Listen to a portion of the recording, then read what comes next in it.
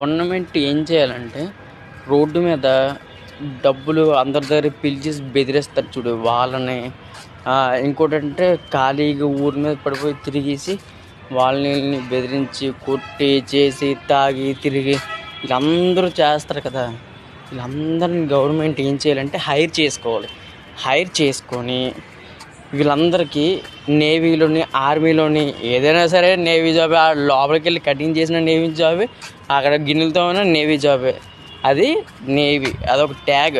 అది నేవీ అయినా అవని, ఆర్మీ అయినా అవని, ఇంకేదైనా అవని.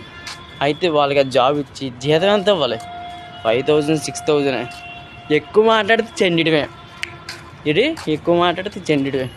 ఇలాగ గవర్నమెంట్ యాక్షన్ తీసుకుంటే నీట్గా సుపరిపాలన బాగుంటుంది.